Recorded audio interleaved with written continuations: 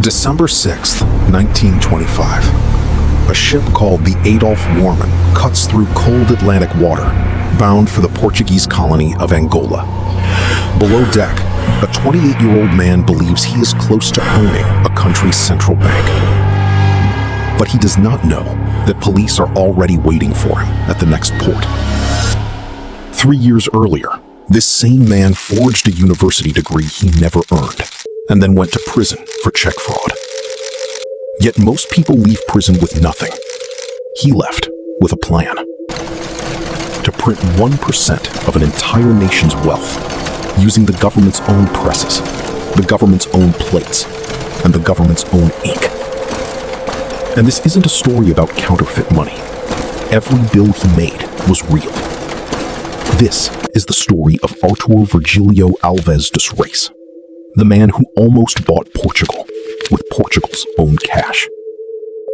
Before he was anything else, Alves dos Reis was a failure who lied his way forward.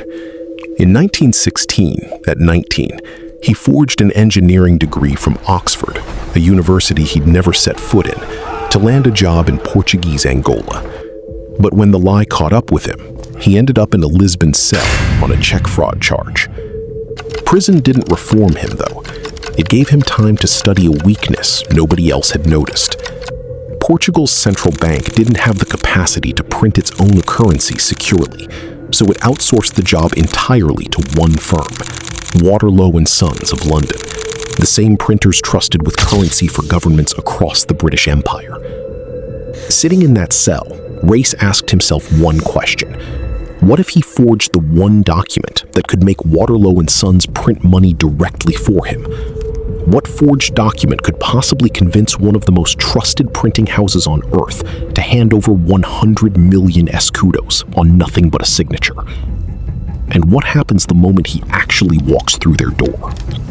December 1924. Reis walks into Waterloo & Sons' London headquarters in an expensive suit, carrying a leather briefcase. Inside, documents bearing forged seals of the Bank of Portugal and the High Commissioner of Angola. Every signature, a masterpiece that took months to perfect. His story to Sir William Waterloo. The Portuguese government needs a secret emergency loan issued for Angola, and it must stay confidential to avoid market panic.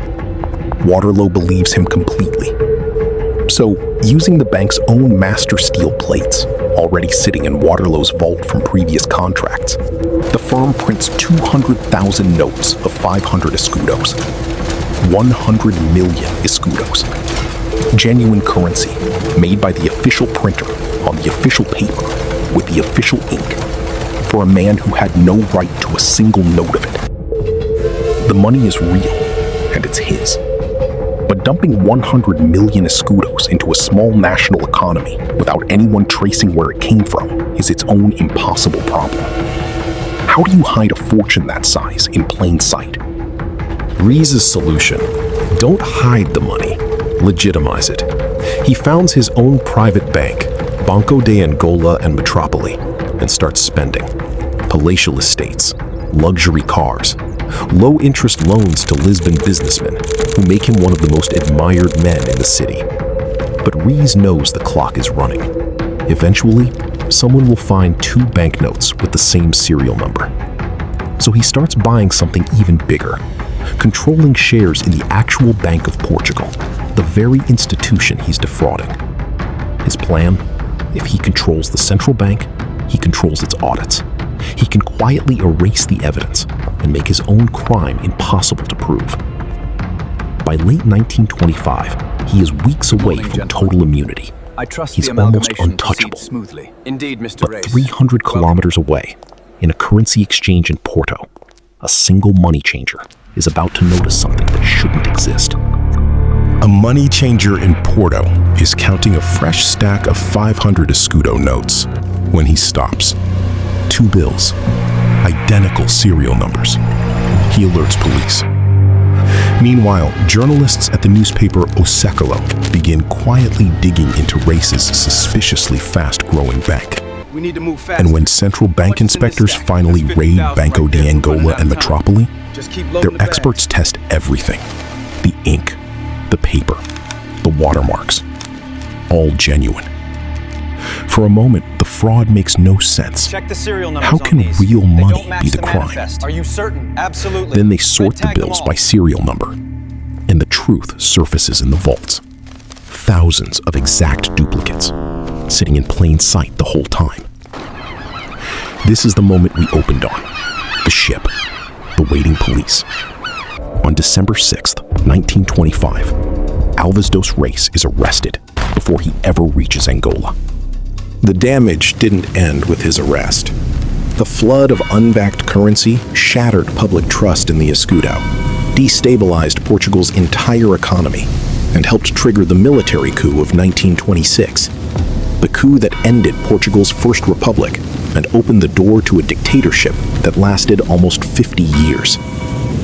Reis was sentenced to 20 years. Waterloo and Sons, meanwhile, was sued by the Bank of Portugal in one of the most damaging civil trials in British corporate history. A judgment so severe, the firm never fully recovered. Because in the end, he never picked a lock. He never broke into a vault. He understood something simpler and far more dangerous. Money isn't paper. It's trust. And if you can forge the trust convincingly enough, the paper prints itself. Reis is often called the man who pulled off the impossible. But a few decades and one ocean away, a Quebec farmer would try something even stranger, convincing a legitimate Swiss paper mill to manufacture the one ingredient every counterfeiter before him had failed to fake. That story's coming next.